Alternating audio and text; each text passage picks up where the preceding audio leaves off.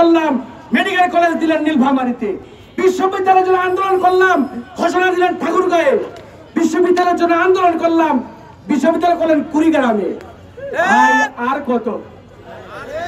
যদি জীবন দিতে হয় জীবন দিব, পঞ্চগড়ে মেডিকেল কলেজ চাই চাই চাই। বাংলাদেশে চীনের অর্থায়নে 3টি হাসপাতাল, 1000 বিশিষ্ট করে 3টি হাসপাতাল প্রতিষ্ঠার উদ্যোগ নেওয়া হয়েছে। সংগ্রামী ভাইয়ের আমার, উত্তরবঙ্গের জন্য একটি হাসপাতাল বরাদ্দ দেওয়া আছে। সেই হাসপাতাল বরাদ্দের জন্য নতুন করে কোনো জায়গা কোথাও অধিগ্রহণের প্রয়োজন নাই। পঞ্চগড়ে একটি নর্থ পয়েন্ট হসপিটাল এবং মেডিকেল কলেজের জন্য জায়গা আগেই নির্ধারণ করা হয়েছে, পছন্দ করা হয়েছে। সেখানে তৎকালীন সরকারের বাণিজ্য মন্ত্রী টিপু মুন্সি সহ চীনের রাষ্ট্রদূত নিজে উপস্থিত থেকে সেই হাসপাতালের ক্যাম্পাস উদ্বোধন করেছিলেন। হিন্দুস্তানের ষড়যন্ত্রের কারণে সেই হাসপাতালের কার্যক্রম আজকে বন্ধ হয়ে আছে।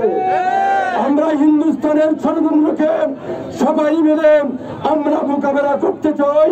পঞ্চগড়ের মানুষ দীর্ঘদিন থেকে বৈষম্যের শিকার।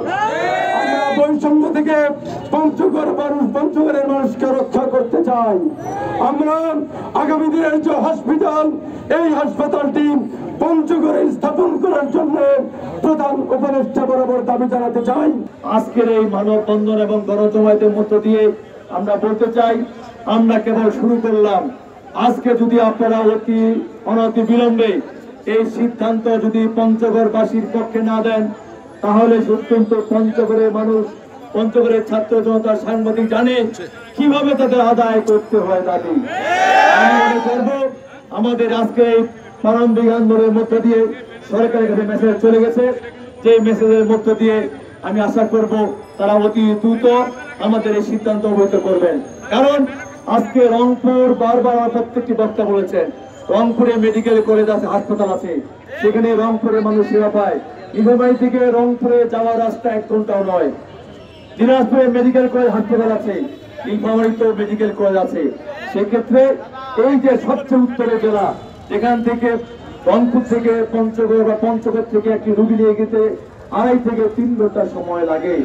এবং প্রতিমধ্যেই আমরা জানি প্রতিমধ্যে অনেক রোগী সেখানে মৃত্যুবরণ করেন।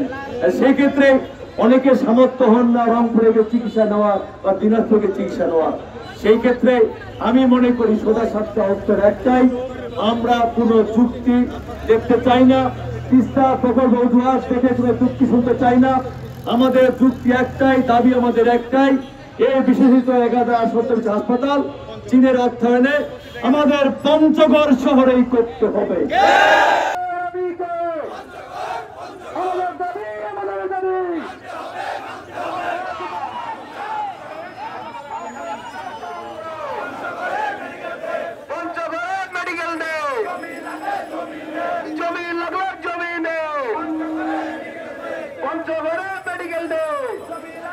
ভালো দেখাবে শুধু সাংবাদিকেরা থাকবে। যে বড় ব্যানারটা আছে, এই ব্যানারটা সবাইকে ছাড়ে দেওয়ার জন্য বিনয়ের সাথে